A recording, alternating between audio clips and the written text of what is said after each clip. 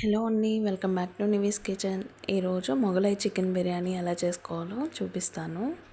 Video అయితే skip చేయకుండా ఫుల్గా అయితే చూసేయండి. చాలా టేస్టీగా ఉంటుంది. చాలా ఈజీ ప్రాసెస్లోనే చెప్తాను.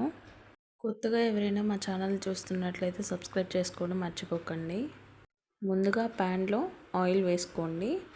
ఆయిల్ వేడెక్కాక ఒక 4 పచ్చిమిర్చి వేసుకోండి. 2 ఆనియన్స్ కట్ చేసి వేసుకోండి. ఒక 2 స్పూన్స్ అయితే అల్లం పేస్ట్ వేసుకొని బాగా ఫ్రై చేసుకోండి. అల్లం పేస్ట్ అనేది బాగా పచ్చివాసన పోయే వరకు అయితే ఫ్రై చేసుకోవాలి, లేదంటే స్మెల్ వచ్చేస్తుంది. ఇప్పుడు చికెన్ అయితే నీట్గా క్లీన్ చేసి పెట్టుకోండి. కొంచెం పసుపు, కొంచెం సాల్ట్ వేసుకొని ఒక 2-3 స్పూన్లు కారం అయితే వేసుకోండి. కొంచెం గరం మసాలా వేసుకోండి. ఒక 1 స్పూన్ ఆర్ 1.5 స్పూన్ అయితే వేసుకోండి. నేనైతే నార్మల్గా వేసేస్తున్నా. లాస్ట్లో కస్తూరి మేతి అయితే వేసేసి ఒక 1 మినిట్ వరకు బాగా కలుపుకోండి. అసలు వాటర్ అయితే యాడ్ చేయొద్దు, అందులోనే వాటర్ వచ్చేస్తాయి. ఒకసారి బాగా కలుపుకొని ఒక 2-3 మినిట్స్ అలాగే వదిలేసేయండి. ఈలోపు మరో బౌల్లో 2 ఎగ్స్ తీసుకొని కొంచెం సాల్ట్ వేసి బాగా బీట్ చేసుకోండి.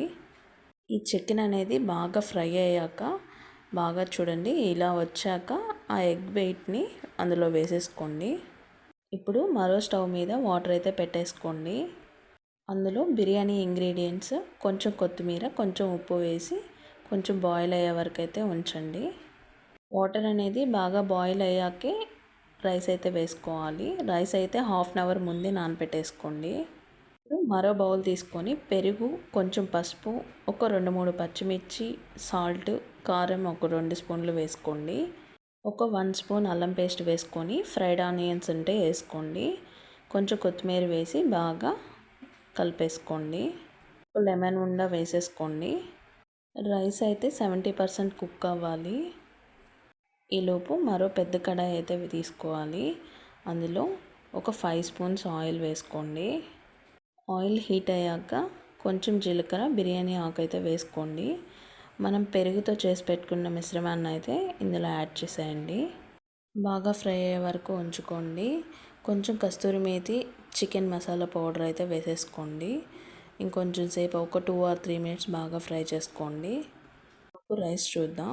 రైస్ అయితే 70% కుక్ అయిపోయింది. చూడండి, ఈ విధంగా వచ్చే వరకు చూసుకోండి. 70% కుక్ అయితే సరిపోతుంది.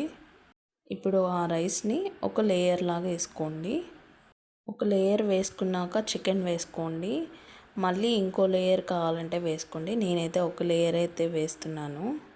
రైస్ అంతా వేసేసుకున్నాక లాస్ట్లో ఫైనల్గా చికెన్ అయితే వేసేసుకోండి. మళ్ళీ కొంచెం రైస్ అయితే వేసుకోండి దానిపైన. చికెన్ని బాగా స్ప్రెడ్ చేయండి. ఒకే దగ్గర ఉంచకుండా బాగా స్ప్రెడ్ చేసినట్టు వేయండి. ఇప్పుడు ఆ చికెన్ పైన ఇంకో లేయర్గా రైస్ అయితే వేసేసుకోండి. కొంచెం కొత్తిమీర వేసేసుకోండి. లాస్ట్లో ఫైనల్గా అయితే మీ దగ్గర ఫుడ్ కలర్ ఉంటే వేసుకోండి, లేకపోయినా పర్వాలేదు. ఒక 5 మినిట్స్ లో ఫ్లేమ్లో ఉంచేసుకోండి. తర్వాత సర్వ్ చేసుకోండి.